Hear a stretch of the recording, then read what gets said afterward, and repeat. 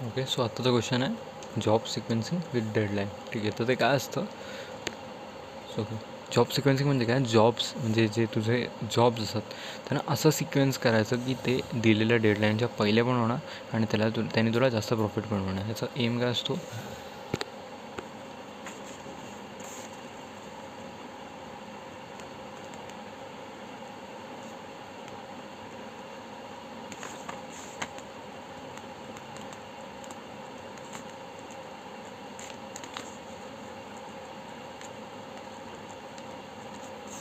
Done before deadline with most profit.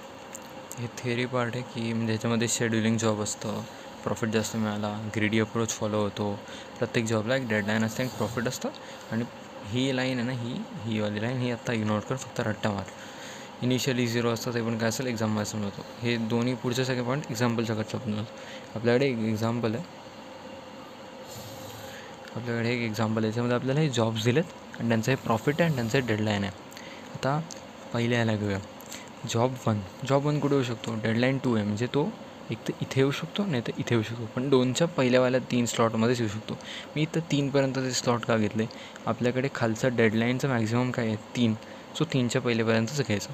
ठीक आहे, जर इथे 4 असतं तर आपण 0 to 4 घेतलं असतं. ठीक आहे, आता फर्स्टवाल्याचं काय? 2च्या आधी कधीही चालणार आहे.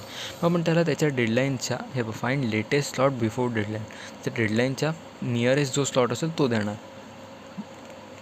J1 इथे आला. नेक्स्ट J2ला पण सेम 2 आहे, पण त्याच्यासाठीचा आता नियरेस्ट स्लॉट तर फुल आहे. मग त्याच्या इकडे आहे का स्लॉट? ठीक आहे. आपण J2ला इकडे टाकणार. त्याच्या खाली तू त्यांचे प्रॉफिट्स नोट डाऊन करू शकतेस असं. ओके, नेक्स्ट आता आला J3. आता J3ची काय डेडलाईन होती? 1च्या आधी. आता 1च्या आधीचं तर स्लॉट फुल आहे, मग आपण J3 यूज करू शकत नाही. नेक्स्ट J4साठी काय डेडलाईन? 3.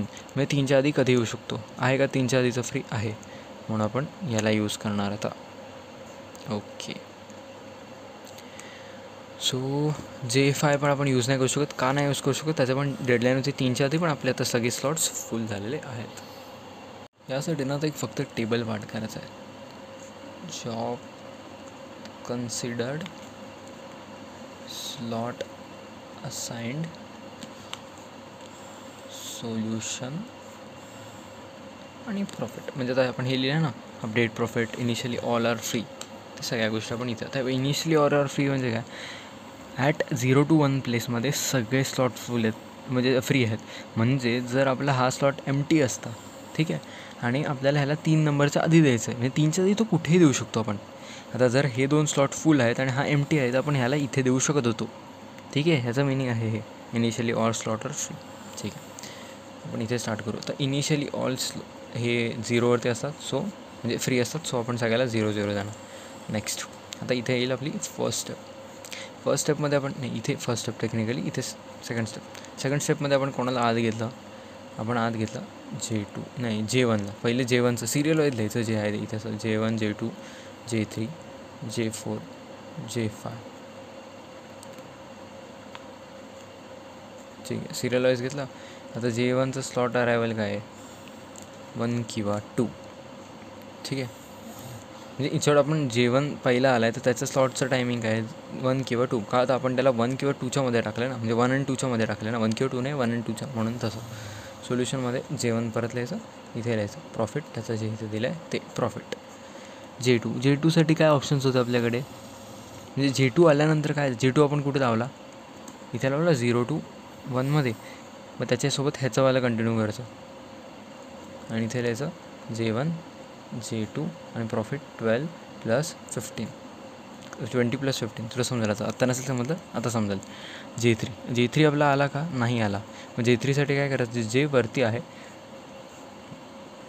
ते ॲज इट इज लिहून टाकायचं, J1, J2 20 + 15, किंवा इथे तू डायरेक्ट 45 सुद्धा लिहू शकतेस, ऑन टू यू.